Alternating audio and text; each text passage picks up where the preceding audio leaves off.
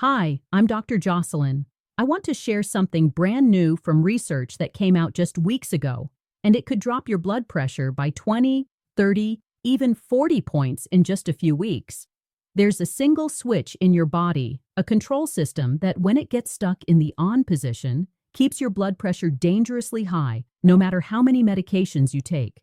But when you learn how to turn it off, your whole cardiovascular system can reset. I've seen it happen hundreds of times with patients who were taking 4, 5, even 6 medications with no relief, and then learned to flip this switch. Within weeks, their pressure started dropping, medications could be reduced, and their quality of life improved. Before I go further, I want you to do something. Pause this video and comment your current blood pressure reading, just the numbers. I'm reading every single comment because I want to see where you're starting from and understand what you're dealing with. Let me tell you about William. His story shows exactly what happens when this switch stays on for years. William was 69, retired accountant, married 40 years, 2 adult children. His blood pressure was 178/104. He'd been on medications for 6 years, starting with 1 pill, then 2, then 3, eventually 4 daily. ACE inhibitor, ARB, calcium channel blocker, and a diuretic. His doctors tried everything, changing doses, swapping medications, adding a beta blocker. Nothing worked. His pressure might drop slightly, maybe to 172/100, but it never reached goal, never below 160 systolic. And the medications made life miserable. The diuretic had him running to the bathroom constantly, every hour. The ACE inhibitor caused a persistent cough. The calcium channel blocker made his ankles swell, and the beta blocker left him exhausted. William was frustrated and desperate. He told me, "I do everything right. Take every pill exactly as prescribed, watch my salt, exercise. Why won't my blood pressure come down?" I asked him about a typical day. Not diet, not exercise, but stress, emotions, and mental patterns. He told me he woke up anxious every morning. His mind raced even before he got out of bed, worrying about health, stroke, finances, his adult son's divorce. He'd lie there 20 minutes with a pounding heart. Then he'd check the news, politics, crime, disasters, and by breakfast, he was already wound tight. Arguments with his wife over small things would escalate. He'd spend mornings watching more upsetting news, checking blood pressure repeatedly, and each high reading made him more anxious, which made it even higher. A vicious cycle. By afternoon, he was exhausted but couldn't relax. Shoulders tight, jaw clenched, mind still racing. Evening brought more news, more arguments, then lying in bed unable to sleep until 1 or 2 a.m., waking at 5 with heart pounding. Poor sleep, tired mornings, and the cycle repeated daily. His blood pressure reflected this chronic tension perfectly, constant elevation, stuck high. I explained what was happening in his body. "William, your medications are doing exactly what they're supposed to do, but there's a control system in your body overriding them. It regulates cardiovascular function, and in your case, it's running at maximum power for years, stuck in emergency mode. This system raises blood pressure through 6 mechanisms simultaneously. Medications fight a few of them, but cannot overcome all 6 at once." William looked confused. I told him it's called the sympathetic nervous system, often known as the fight-or-flight response. It's your emergency alarm system. When it turns on, adrenaline and noradrenaline surge from the adrenal glands, making your heart pump faster and harder. Blood vessels constrict, increasing resistance. It activates hormones in your kidneys that retain sodium and water, raising blood volume. It shuts off the parasympathetic rest and digest system. Chronic activation increases cortisol and even causes insulin resistance, all pushing pressure higher. Medications alone can't fully control it. This is why William's pressure never came down. Chronic stress, poor sleep, arguments, news consumption. His sympathetic system ran at 80–90% capacity almost all day, every day. And no pill could overcome that. I told William I would teach him 7 proven techniques to turn off this system physiologically, not just stress management tips with protocols he could start immediately. But first, he needed to understand that there are 2 types of sympathetic activation, acute and chronic, and each requires different interventions. Now that William understood the difference between acute and chronic sympathetic activation, we could start taking action. Acute spikes happen in response to immediate triggers, arguments, a shocking news story, or even checking your blood pressure and seeing a high number. Those spikes can push your pressure up 20, 30, even 40 points in minutes. Chronic activation, on the other hand, is the slow, relentless background stress your body carries for years. This is what keeps older adults, like those over 50, at higher risk for heart attacks, strokes, and kidney problems, even if they follow a healthy diet and take medications. The key is learning how to calm both types safely and effectively. I explained to William that the first step is breathing. Not just any breathing, but a very specific pattern designed to engage the parasympathetic system, the part of your nervous system that lowers heart rate and dilates blood vessels. He was skeptical. "I've been on meds for 6 years. Breathing isn't going to fix this," he said. But I reminded him that medications control some pathways, but the nervous system controls 6 at once. When you can reset it, the medications suddenly work far better, and sometimes you can even reduce doses safely. I showed him a technique called box breathing. Inhale for 4 seconds, hold for 4, exhale for 4, hold for 4, repeat. 5 minutes in the morning and evening. Simple, but incredibly powerful. Next, I had him track his triggers. Many seniors think their blood pressure is only about diet and exercise, but lifestyle factors like worry, news consumption, and even phone calls with family can cause chronic stress spikes. William kept a journal. Each time he felt anxiety, anger, or frustration, he wrote it down along with his blood pressure reading. Within a week, patterns became obvious. Reading the news in the morning spiked his pressure by 15-20 points before breakfast. Skipping his morning meditation caused another rise. Arguments over minor issues triggered significant surges. Awareness alone was a huge step because it allowed him to intervene with immediate calming techniques. We also addressed posture and movement. Seniors often sit for long periods, which keeps the sympathetic system active. I encouraged William to stand up, stretch, and do gentle mobility exercises every hour. Simple movements like rolling the shoulders, stretching the chest, and a few gentle squats help lower vascular resistance.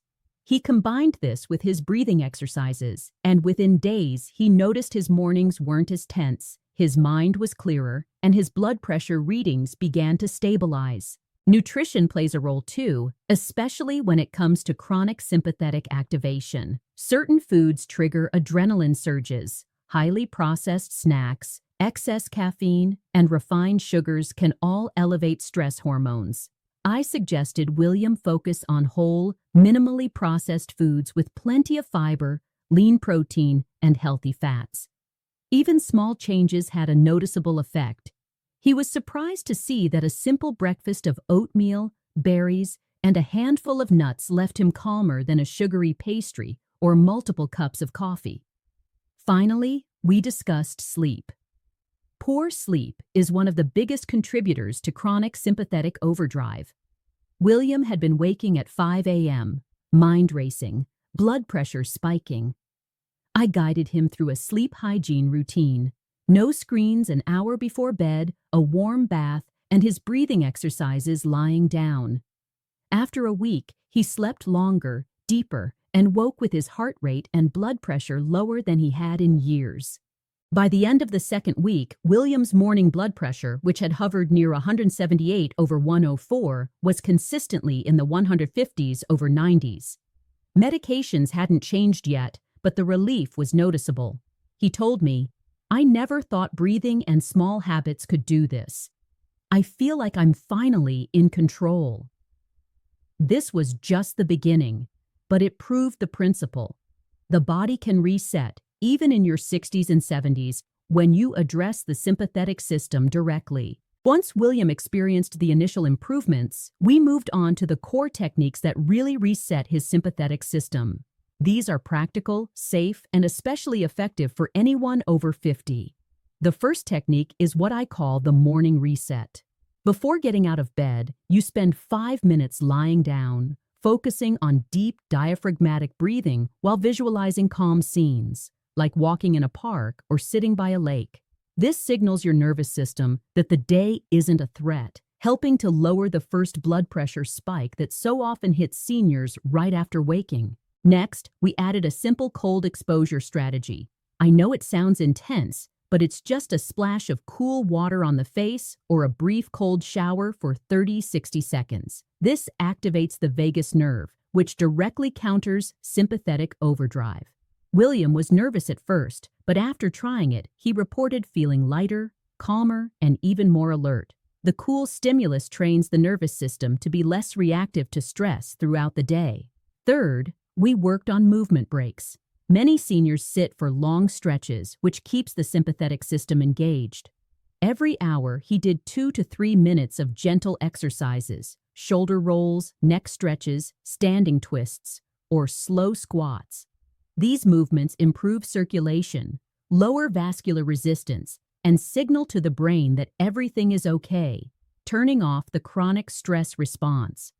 Combined with breathing, these mini breaks became his daily anchor. Fourth, nutrition adjustments played a surprisingly big role. We focused on foods that naturally support vascular health while avoiding triggers that spike sympathetic activity. William learned to reduce refined sugar, processed snacks, and excessive caffeine, replacing them with foods rich in potassium, magnesium, and healthy fats. Simple swaps like berries, leafy greens, salmon, nuts, and seeds not only improved his blood pressure readings, but also enhanced mood and energy. The body responds to what you eat more than most people realize, especially when the nervous system is involved. Fifth, we addressed mental triggers. Seniors often underestimate how much thoughts, news, and family stressors impact their pressure. William started a daily practice of journaling any anxious thoughts for 5 minutes and then setting them aside. By externalizing worries, the brain treats them differently, reducing the constant alert state. He also limited news and social media in the mornings, replaced with calming music or light reading. This created a protective buffer for his nervous system, which in turn helped keep his blood pressure lower throughout the day. Sixth, sleep optimization became a cornerstone. Poor sleep keeps the sympathetic system on high alert, so we created a consistent nighttime routine. Lights dimmed an hour before bed, gentle stretching, 5 minutes of breathing exercises lying down, and keeping the bedroom cool and dark. William's sleep quality improved dramatically, and his nighttime blood pressure, which used to spike, now stayed steady. Even seniors with decades of poor sleep can see meaningful improvements with simple, consistent habits. Finally, we added mindfulness bursts during the day. These aren't long meditations, just 60-90 seconds of focused breathing or noticing your surroundings. Even small moments of calm reduce adrenaline surges, lowering blood pressure incrementally. William practiced these while waiting in lines, before meals, or during work breaks. After 2 weeks, he noticed a steady trend. His readings were lower, energy higher, and overall anxiety reduced. By the end of the month, William's blood pressure had dropped from 178/104 to 142/88. Medications remained the same, but he felt more in control, more alive, and finally free from the constant tension he'd carried for years. This is the proof. No matter your age, addressing the sympathetic system directly through breathing, movement, cold exposure, nutrition, and mindfulness can transform blood pressure and overall health. Now that William was seeing dramatic improvements, we focused on making these changes permanent. One of the biggest mistakes seniors make is treating blood pressure control as a short-term fix rather than a lifelong approach. The sympathetic system doesn't stay calm on its own. It needs consistent signals that life is safe. That's why we built a daily routine that reinforced everything he'd learned so far, ensuring long-term stability. The morning routine became non-negotiable. William started each day with the 5-minute breathing reset, visualizing calm and using box breathing. Immediately after, he did a brief cold splash on the face, which helped reinforce parasympathetic activation. Then he spent 10 minutes on gentle stretching and mobility exercises, improving circulation and flexibility. Within days, this combination lowered his morning spike and gave him a sense of control over his day. Nutrition was next. We designed meals to support both cardiovascular health and nervous system balance. Breakfast, lunch, and dinner included high-fiber vegetables, lean protein, omega-3s, and moderate healthy fats. He kept caffeine to mornings only and avoided processed sugars entirely. We also added potassium-rich foods like spinach, sweet potatoes, and avocados, which naturally help relax blood vessels. William noticed he was calmer after meals and didn't experience the mid-afternoon energy crash he'd struggled with for years. Movement throughout the day was critical. Seniors often underestimate how much sitting keeps the sympathetic system active. William set a timer every hour for 2 to 3 minutes of gentle movement, stretching, shoulder rolls, standing twists, or short walks around the house. Each mini break signaled to his body that it was safe to relax, and over time, his overall blood pressure trend began to stabilize. Even small bursts of movement repeatedly throughout the day proved more effective than a single long workout. Mindset and stress management were equally important. William continued journaling his anxious thoughts and limiting stressful news and social media exposure. In addition, he practiced brief mindfulness bursts throughout the day, focusing on his breath or noticing his surroundings for 1 to 2 minutes. These micro-practices, though seemingly small, compounded over time, lowering adrenaline surges and giving him a calmer baseline. Sleep became a cornerstone. Poor sleep keeps the sympathetic system engaged, so we created a consistent wind-down routine. Lights dimmed an hour before bed, screens off, gentle stretching, and 5 minutes of deep breathing while lying down. He also kept his bedroom cool and dark and limited fluids late in the evening to prevent nocturnal awakenings. Within a week, his sleep quality improved significantly, which helped lower his nighttime blood pressure. We also incorporated periodic progress tracking. William measured his blood pressure at the same times daily, noting trends and triggers. This gave him objective feedback and a sense of accomplishment as he saw readings gradually move into healthier ranges. Over 4 weeks, his systolic pressure dropped from the high 170s to the low 140s and diastolic from the 100s to high 80s without any changes to medications. More importantly, he felt calmer, more energetic, and in control, something that medications alone never provided. By consistently reinforcing these techniques, breathing, cold exposure, movement, nutrition, mindfulness, and sleep, William retrained his sympathetic system.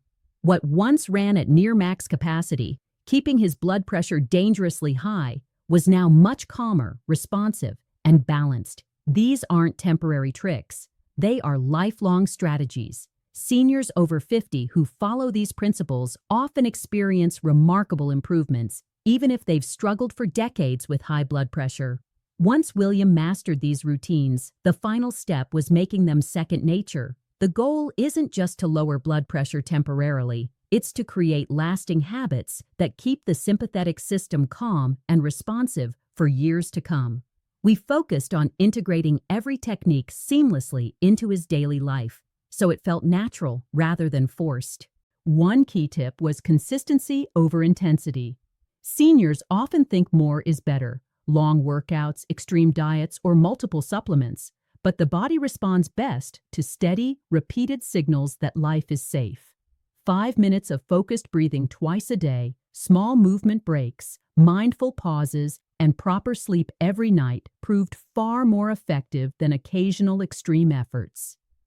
William learned that even small lapses didn't undo progress as long as the habits were resumed consistently. We also introduced the concept of a stress buffer. This means intentionally scheduling calm, restorative activities daily.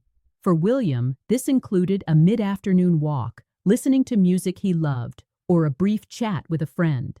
These moments train the nervous system to reset regularly, preventing long periods of chronic activation.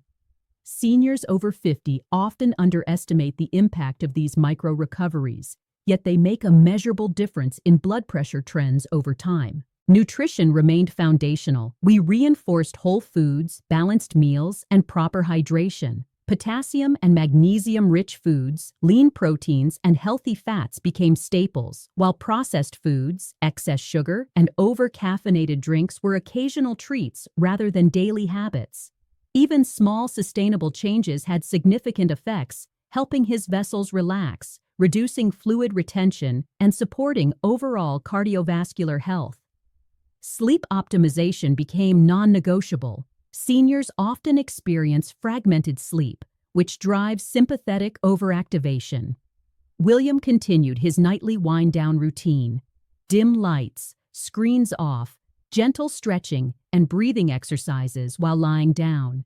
Keeping a consistent bedtime and wake time stabilized his circadian rhythm, supporting lower blood pressure and improved daytime energy. After several weeks, his nights were deeper, more restorative, and his mornings calmer than they had been for decades. Mindset and awareness were the final pillars. William kept journaling and noting triggers, but over time, he naturally became more resilient. Micro-mindfulness moments, like focusing on breathing while standing in line or before meals, retrained his nervous system to respond less intensely to stressors. He began noticing subtle triggers earlier, giving him the chance to intervene before blood pressure spiked. This awareness turned into empowerment. He wasn't a passive victim of his body anymore. After 2 months, William's blood pressure stabilized around 135/85, down from the dangerously high 178/104. Medications remained unchanged, but the difference in his quality of life was dramatic. He slept better, had more energy, felt calmer, and even enjoyed social interactions more because he wasn't constantly tense or anxious. This demonstrates a simple truth. Addressing the sympathetic system directly, using natural, evidence-based techniques, can profoundly improve blood pressure, energy, and overall well-being, even for seniors who have struggled for decades. The takeaway for anyone over 50 is clear. Medications can help, but they are only part of the equation. Resetting the sympathetic system through breathing, movement, nutrition, mindfulness, sleep, and restorative micro-recovery creates long-lasting, sustainable results. It's never too late to start, and the results can be life-changing. Seniors who commit to these practices often experience not just lower blood pressure, but a renewed sense of control, energy, and vitality that they may have thought was lost forever.